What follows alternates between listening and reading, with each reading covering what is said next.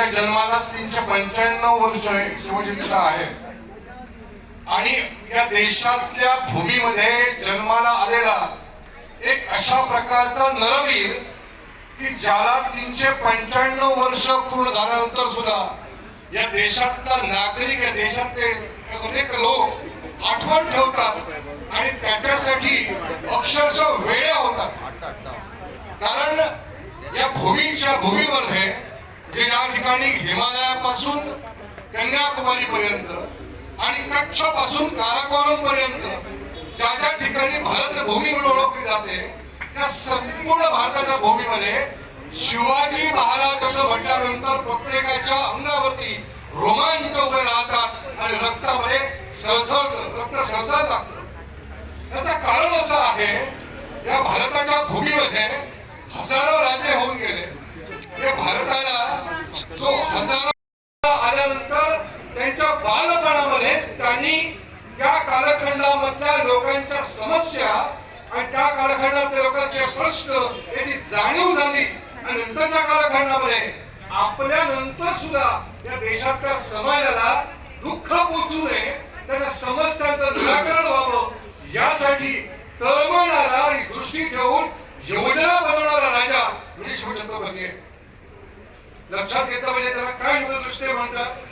कारण एक उदाहरण आहे, म्हणजे साधारणपणानं 8व्या शतकामध्ये अरबस्तान म्हणजे आता आपण अनेकदा भारताची भूमी असा विचार करतो त्यावेळी ते भूमी फक्त एक ठराविक भागामध्ये बघतो, परंतु त्या तक्षशिला नावाच्या जो एक आपण विद्यापीठ जो होतं ज्या ठिकाणी आताचे अफगाणिस्तान आहे त्याला पूर्वी अफगाणिस्तान म्हणायचे, तिथपर्यंत भारताची भूमी विस्तारित होती.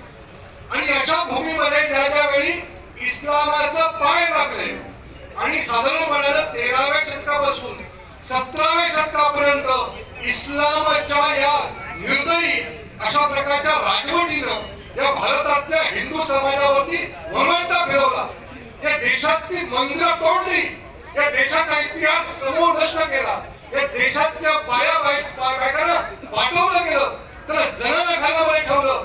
ही अशी परिस्थिती असताना ज्या ज्या वेळी भारताच्या भूमीमध्ये असे राजे आले आणि संघर्ष केला त्याचं अनेक उदाहरण आहेत. राणा प्रताप असतील, राणा संगा असतील, पृथ्वीराज चव्हाण असतील, या सगळ्यांनी संघर्ष केला.